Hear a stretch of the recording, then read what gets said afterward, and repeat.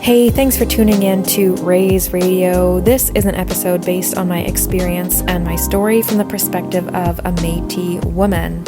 I acknowledge all my ancestors, including those from the Red River, as well as those from Osoyoos, BC, Alberta, Saskatchewan, Austria, Scotland, and Ireland. I make this statement from a spiritual lens and not a political one. I believe some of the most important inner work we can do at this time on our planet right now is to honor all our ancestors, learn them, their stories and their history, their food and medicine traditions, and connection to and relationship with the land. As we all have ancestry that includes these ways of life, leaning into them is deeply transformative, fulfilling, and world-changing. Thank you for listening today. When I was 22, as a holistic nutritionist, that's when I was told, when I started working really early on in my practice, I started working with business coaches, and they would tell me that I needed to sell weight loss as that's what sells, and that's the kind of market that I was in.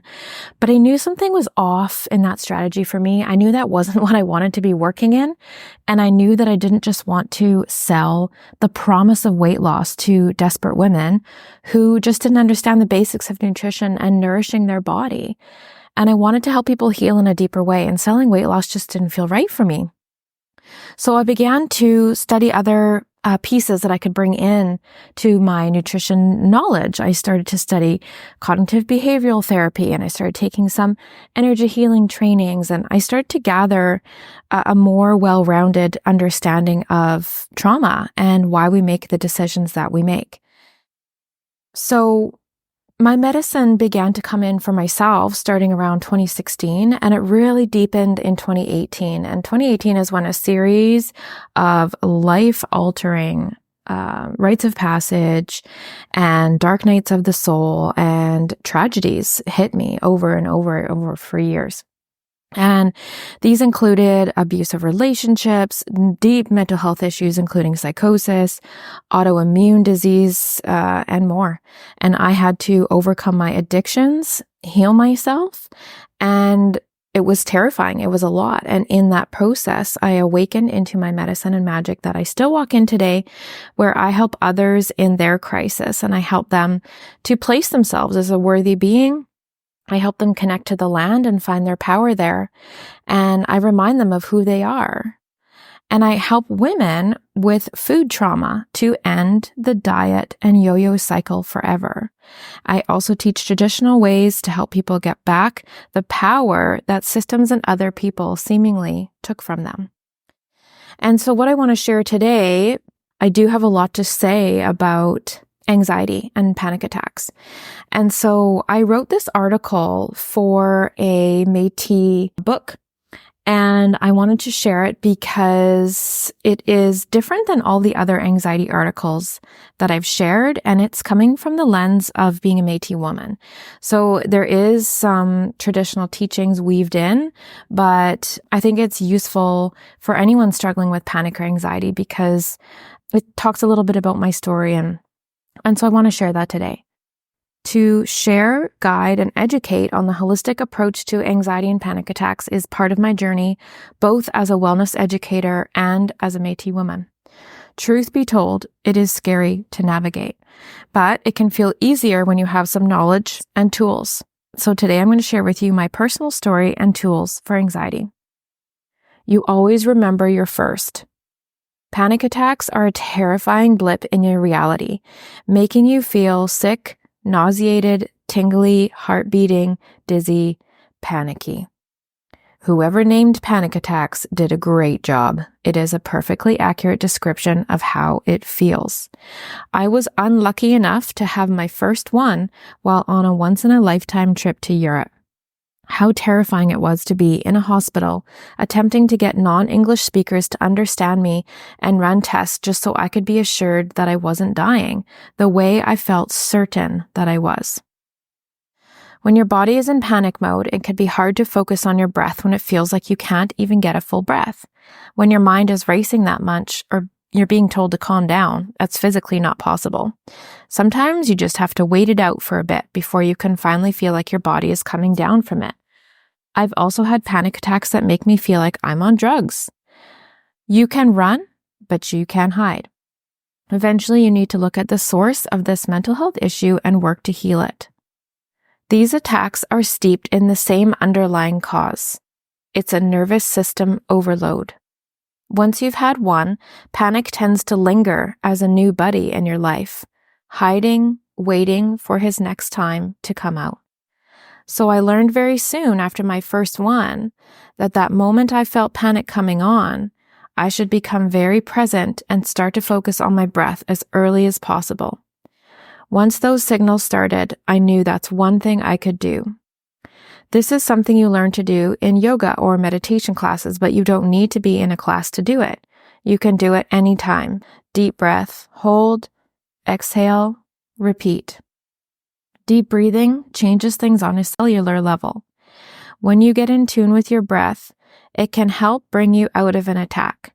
You'll notice yourself calming down and coming back into your body and getting back into rest and digest again. Check in with your body more. Notice if your muscles are tensing up and relax those parts. An ancestral wound that Métis carry is not feeling safe in our body. This plays out in many ways. Our ancestors experienced this feeling of unsafety just for existing. And while I deeply admire their resilience and strength, this shared wound is not just an emotional one. It permeates into the physical body. So what else can we do to support our physical body for mental health? Well, you can support your brain health with steady blood sugar and supporting your adrenal glands. Those are our stress hormone organs. And so to stabilize blood sugar levels, you need to avoid eating white sugar. You need to eat meals and snacks more often and eat good fats. Have little snacks throughout the day. Don't go long times without eating. And have snacks available so it's convenient when you get hungry in between meals. You need good fat, so a spoonful of coconut oil, coconut butter, or a handful of raw nuts around to help keep your blood sugar steady. Use butter, not margarine. Eat starchy vegetables instead of grains and glutinous foods like pasta and breads. My favorite is roasted sweet potatoes. Eat bison and liboulette stews to make the ancestors dance.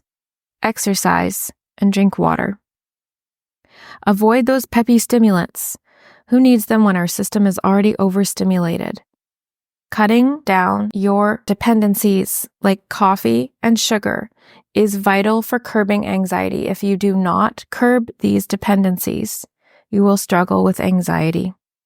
Add whole free-range eggs, pumpkin seeds, and dark leafy greens to your daily diet if these foods are tolerated for you.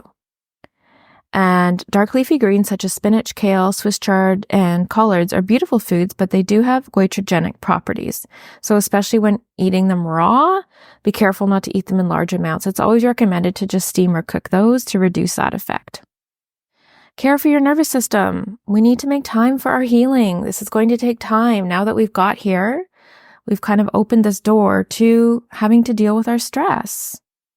So daily meditation, taking magnesium, going to your local drum circles to talk to elders, sewing, lavender, naps, burning sage, seeking community and seeking extra support from therapists, counselors, or spirit medicine workers who can help you offload that built up trauma in your spirit body, your energy body that you are carrying, that you don't need to carry anymore. Smiling, giving hugs, journaling, taking walks. Self-care isn't hard, but when our mental health is suffering, it has to become a priority. I was so committed to reversing my anxiety at one point that I tried to put a ban on all stress in my life. Except that life doesn't work like that. After realizing it wasn't realistic, I spent a good chunk of my life actively working on supporting my nervous system. That way I would have more capacity for the stress that does inevitably come.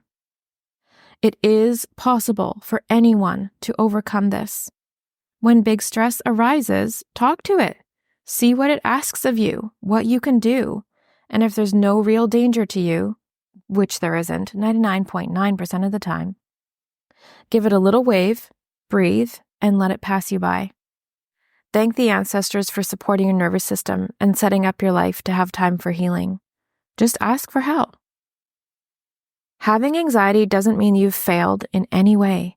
It's just your body's way of telling you, hey, I'm at max capacity. Please take care of me. So all we have to do is listen. Hey, thanks so much for spending some time with me today.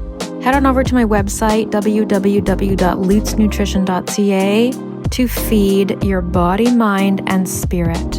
Have a beautiful day.